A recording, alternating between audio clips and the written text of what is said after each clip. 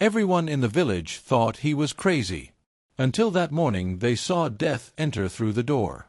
If you want to be drawn into these stories, don't forget to subscribe and like.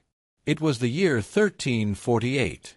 Europe was on the brink of the worst catastrophe in its history, but the small villages didn't know it yet. Strange news occasionally came from distant cities. It was said that a deadly epidemic had started in the south, was spreading by sea, and that merchants were returning with ships full of dead. But rumors were just rumors. Life went on here. There was an old soothsayer in the village. For years no one had taken him very seriously. His neighbors would pass by him smiling, children sometimes mocked him. But this time his voice was different, his gaze was different. For weeks he repeated the same warning. "Close your doors," he said. "Don't let anyone from afar in. Don't touch the stranger's hand, belongings, or clothes," he said. His voice grew louder and louder. No one listened. Then one morning a caravan arrived from the north. One of them could barely walk. He was being carried between two people.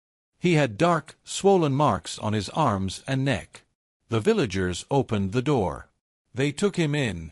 They gave him a place to stay for the night. No one knew if that man saw the morning. 7 people left in the first week. In the second week, the number tripled. The houses on the east side of the village first fell silent, then their doors closed, then no sound came from inside. The streets emptied. Even the dogs stopped barking. In front of some houses, there was no one crying anymore, because there was no one left to cry for. The soothsayer did not leave the village during this time. He went to the sick. He carried water. He wiped their cold foreheads. He said nothing to anyone. He had already said what he had to say. The last survivor, years later, when he wrote down his testimony from that period, only wrote this: "The soothsayer told us what was to come. We didn't believe him. But he stayed with us until the very end." There was nothing else under that sentence. Sometimes these dark pages of history are illuminated by a single line.